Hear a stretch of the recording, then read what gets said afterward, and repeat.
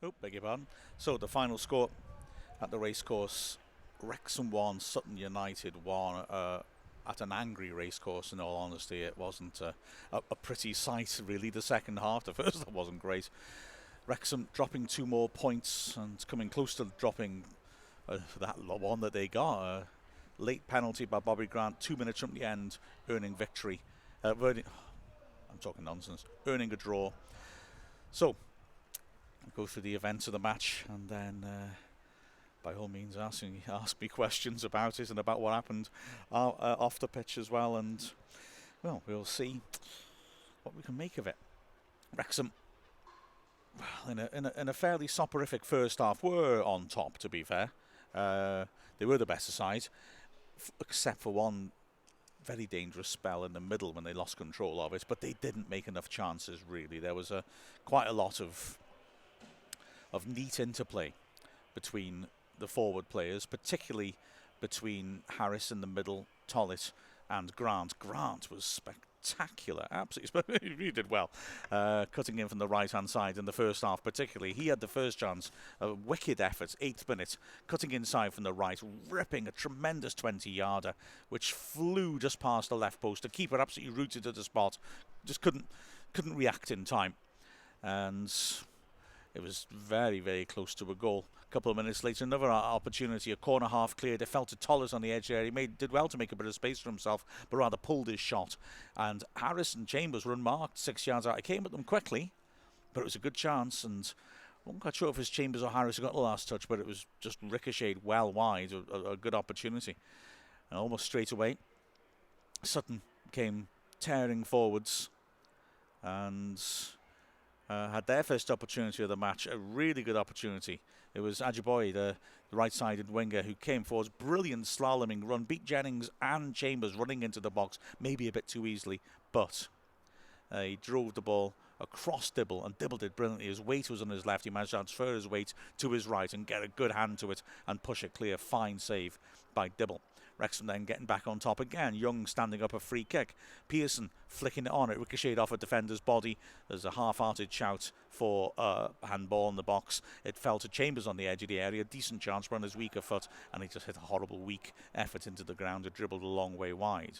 A minute later, Wrexham at them again. Nice move ending with Tollett swinging in across. Grant trying a spectacular overhead kick. Missed the ball. Fell to Summerfield 15 yards out, but a bit tricky for him to hit it. It sort of didn't come down kindly for him, and he blazed it way over.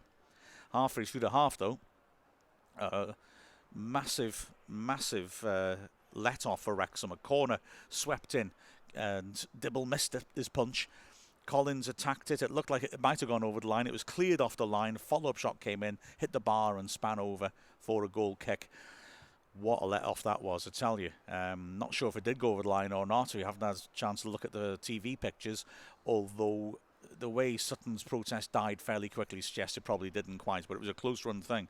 Incredibly lucky let-off in a crowded box. So Wrexham recovered and ended the half fairly well, made a couple of opportunities. One really nice move ended with Grant again cutting in 18 yards out and hitting the shot, but couldn't quite find the corners, and as a result the keeper Butler dived low to his right and was able to push it away. Then Young standing up a free kick over the wall from 25 yards, but a bit too far out. He dipped it well, but the keeper got across and was able to save it comfortably.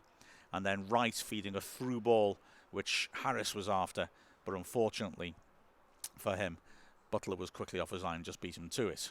In fact, the team booed off at half-time quite strongly, which seemed harsh, but they hadn't made enough chances for their forward play. Lots of neat stuff 25 yards out, but only Grant really showing any particular threat. The second half was soporific. It really didn't get going at all.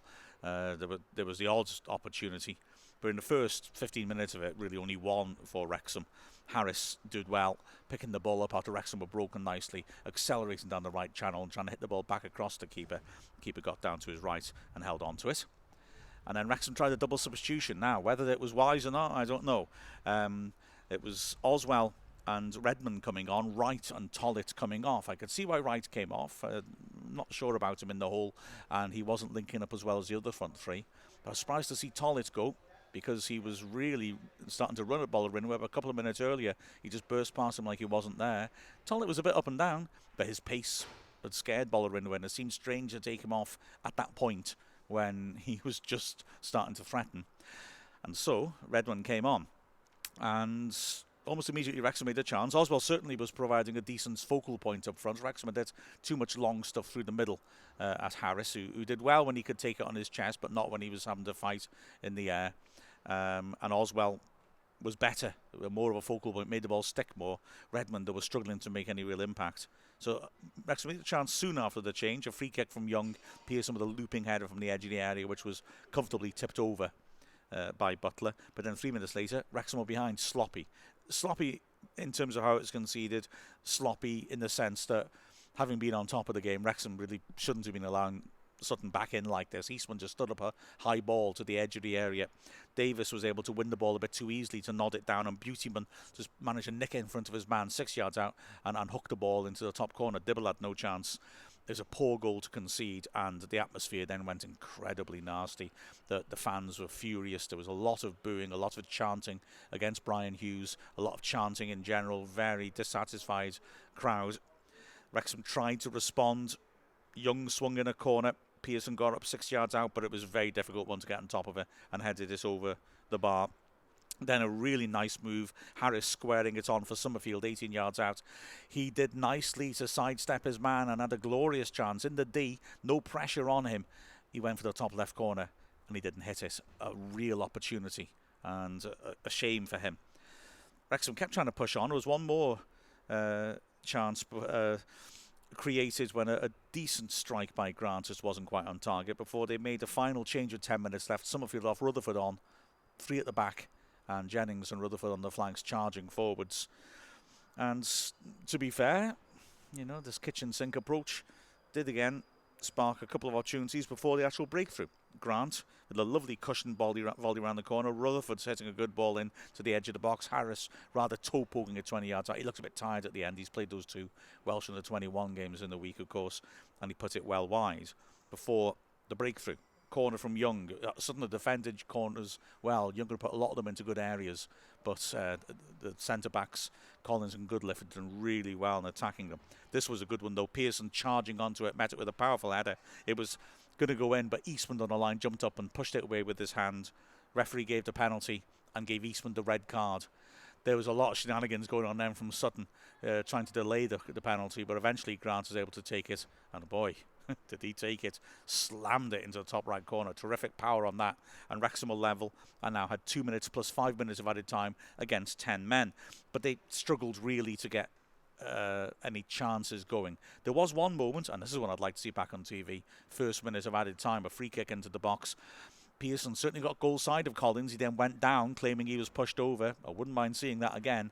But they failed to really make another chance. So Wrexham, frustrating, weren't able to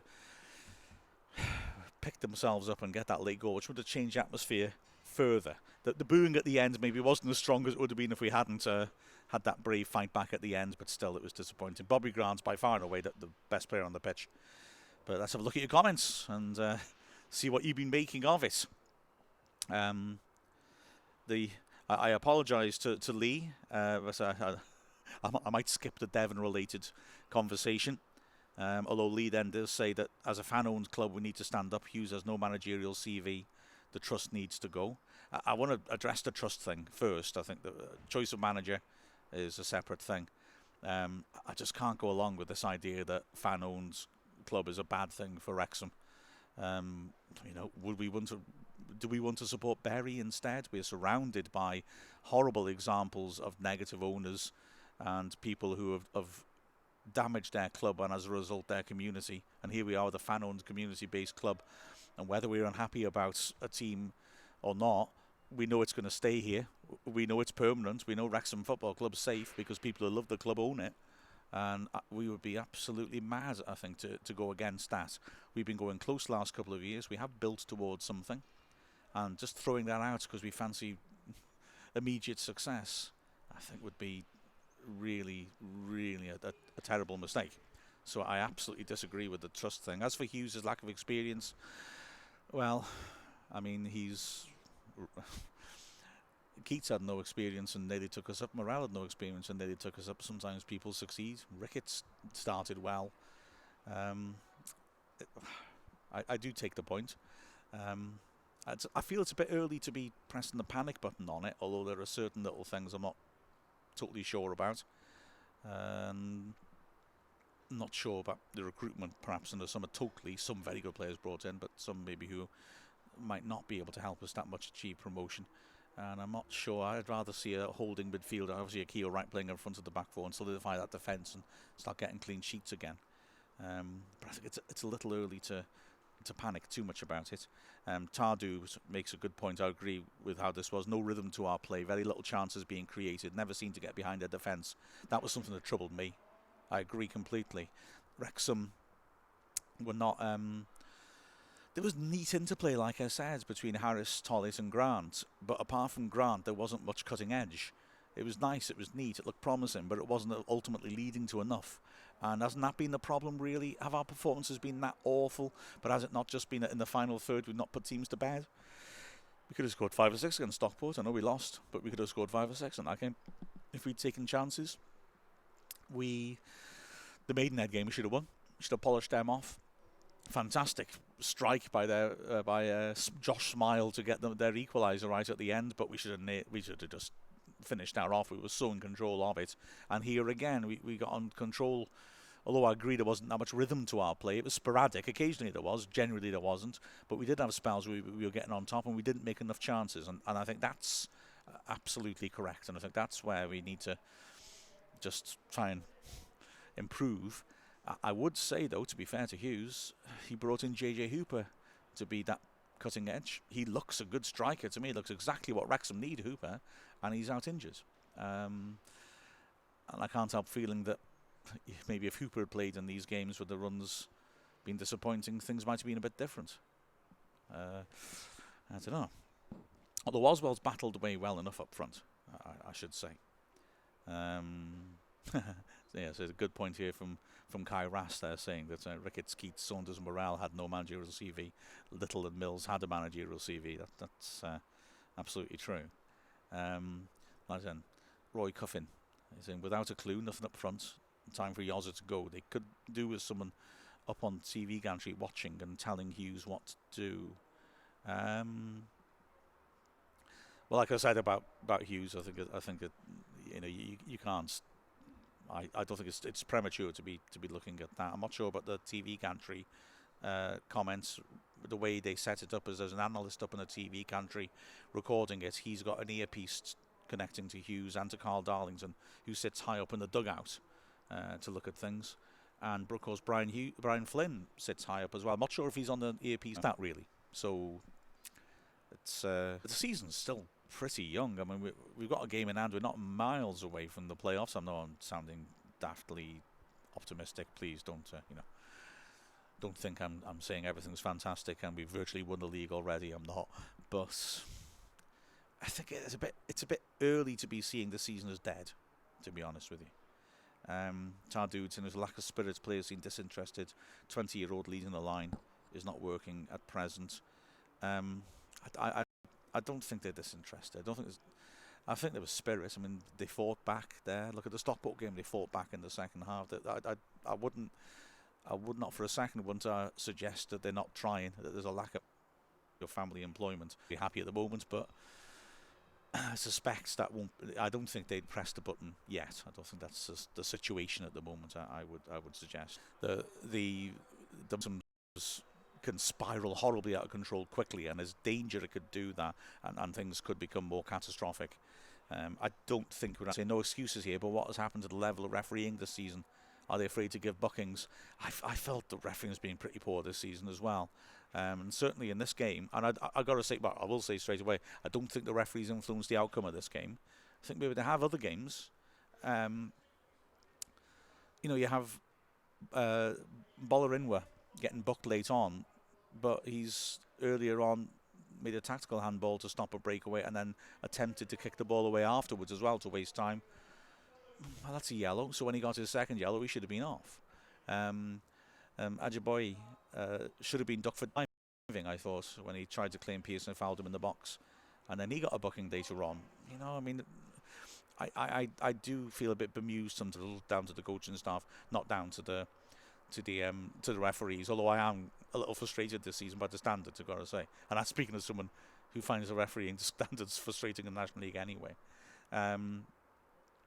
Lee is saying one big thing I think is Leighton missing as his communications, organising things. Yeah, I think that. I mean, I definitely think that's something Leighton brings to the party, and there's no question here that Leighton is look how successful he was last season. I don't know that Dibble isn't a good communicator though. I get the impression he is, but yeah, there's an issue defensively. I think defensively the issue is more that we've gone 4-2-3-1 and we're exposing defence more. So we had Brad Walker sitting in front of the back four last year, and that gave us solidity. Now we're trying to be more attacking. What worries me, I think, is that we've gone from being too defensive to being too attacking, perhaps. And we need to be careful with that. So, you've gone too far in the other direction, left ourselves too open. But yeah, Leighton is a miss, no question. But Dibble's done okay. He's had a couple of moments, hasn't he? But Dibble's done okay.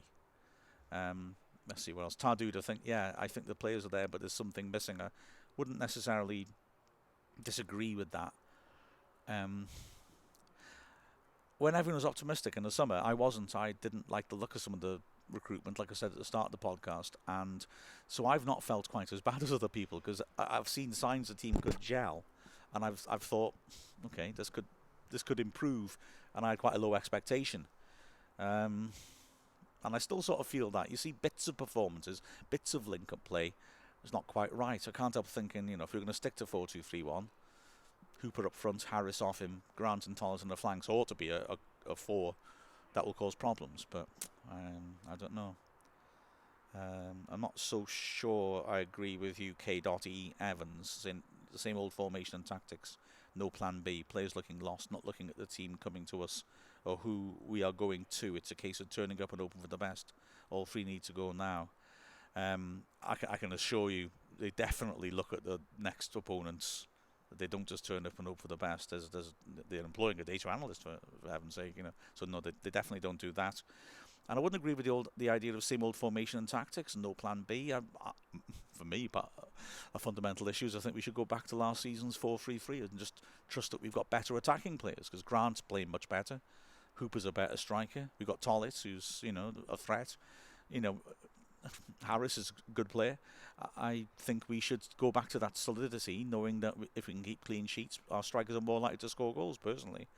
And I'd say we did have a plan B, because we switched to 4-3. We switched to 3 at the back for the last 10 minutes, and we did equalise then. We did change from having a striker who wanted the ball to feet or to his chest to a big target man who was winning stuff more, making it stick more up front. So I think there was a plan B, and there was an alteration of tactics. To me, the formations, because I think I'd quite like to go back to the old one, really. There's Nath saying, when's Leighton back? Well, when he was injured, wasn't there talk of it being a maximum of 12 weeks, and now they're saying that looks like it is going to be about 12 weeks. So he's coming back to training, as I understand it, this week, but he's a long way off full fitness. He has going to train for a couple of weeks at least, and he has to make sure that there's no recurrence. So I don't know. That's as I understand it is where it's going to go. David Wilson says, my dog knows more about football than Hughes. Well, in that case, he needs to make some money out of that dog, mate.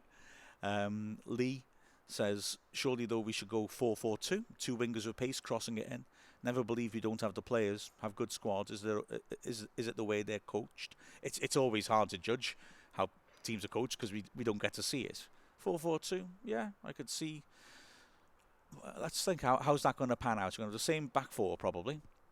You're going to have probably Summerfield Young in midfield, right in there as well. So one of those will make way. Then you're going to have Tollis on the left, Rutherford on the right. Oswell, Hooper up front when fit. That means Harris misses out. Harris and Hooper up front, Harris on the right. There's players to do that sort of thing, aren't there? Yeah. So yeah, I wouldn't discount that. And having 4 across midfield ought to again give us a chance to solidify in front of the back four. I just think that the 4-2-3-1 that we played, I find it ironic. I think both Summerfield and Young have played quite well this season, and yet we're getting overrun in midfield because they're getting outnumbered. So I like the idea of a Keel right giving security. But yeah, 4-4-2, I think also is a formation that could easily work out to our advantage. So let's see. Thanks. We're not quick enough. Let's have a think. Yeah, Tollitt's got pace. As I said, I was quite shocked when he showed that burst of pace and then got subbed. I think sometimes decision making is not quick enough. I think we get the ball forwards, and that chance to play the killer ball that creates an overload isn't quite played. I suppose Redmond was brought in to do that, but he's not been able to do that thus far. Tardude, why do we always seem to fall when in front of the cameras? I think it feels like it when we do. We have had some decent wins in front of the cameras as well. I don't know. We beat Chester at Chester in front of the cameras. That's got to count for 5 defeats, hasn't it? I don't know. Adam's a professional footballer. Can I join? You're asking the wrong. I'm afraid, my friend. I'm just a guy in an empty stand. So I don't know. And David Wilson says that he's tried, but beyond my responsibilities. So I think I'll probably hand the Hughes situation as well. So I guess it's time to hang up and go home, really, in all honesty.